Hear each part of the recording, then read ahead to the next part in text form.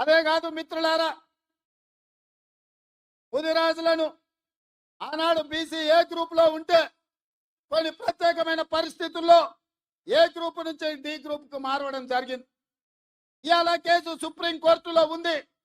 కేసీఆర్ నిర్లక్ష్యం వల్ల, కేసీఆర్ పట్టించుకోకపోవడం వల్ల, కేసీఆర్ సమర్థవంతమైన వాదన తెలంగాణ ప్రభుత్వం నుంచి సుప్రీం కోర్టులో వినిపించకపోవడం వల్ల ఇవాళ ఎన్నో లక్షలాది ఉద్యోగాల నియామకాలలో ముదిరాజు బిడ్డలకు అన్యాయం జరుగుతుంది. ఇవాళ ముదిరాజులను బీసీ డి గ్రూప్ నుంచి ఏ గ్రూప్ లకు మారవాలి అని అంటే ఈ గడ్డ మీద మళ్ళా కాంగ్రెస్ పార్టీ జెండా ఎగరాలి.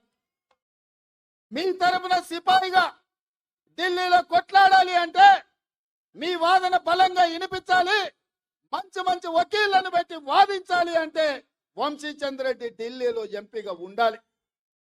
ఇవాళ ముదిరాజ్ సోదరులు నేను ఒక్క మాట ఇవ్వదలుచుకున్న, ప్రత్యేకంగా ఈ రాష్ట్రంలో ఉన్న తెలంగాణలో ఉన్న 10% ముదిరాజు బిడ్డలారా మీరు ఆలోచన చేయండి. మీ బిడ్డకు కేసీఆర్ ప్రాతినిధ్యం వహించే గజ్వేల్ సిద్దిపేట ఉన్న పార్లమెంటు మెదక్కు నీలం మధు ముదిరాజును కాంగ్రెస్ పార్టీ టికెట్ ఇచ్చింది. కానీ అదే కేసీఆర్ నాయకత్వం వహిస్తున్న మెదక్కు కేసీఆర్ వెంకట్రామరెడ్డికి టికెట్ ఇచ్చింది. మేమేం ఆలోచన చేస్తామో, కేసీఆర్ ఏం ఆలోచన చేస్తాడో మీరు ఒక్కసారి ఆలోచన చేయండి. అందుకే ఇవాళ ఈ వేదిక మీద నుంచి మీకు ఒక మాట ఇవ్వదలుచుకున్నా. మెదక్లో నీలం ముదిరాజును గెలిపించండి, మహబూబ్నగర్ లో వంశీచంద్ర రెడ్డిని గెలిపించండి, తెలంగాణలో 14 సీట్లు ఇవ్వండి.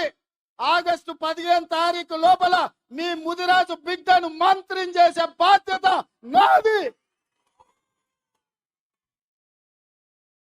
మీకు శక్తి ఉంది, మీకు యుక్తి ఉంది, మీకు పట్టుదల ఉంది, మీకు పౌరుషం ఉంది, పోరాడే శక్తి మీకుంది. ఇదంతా సంఘటితమై మీరందరూ ఏకమై తెలంగాణ గడ్డ మీద కాంగ్రెస్ కు 14 సీట్లు ఇవ్వండి.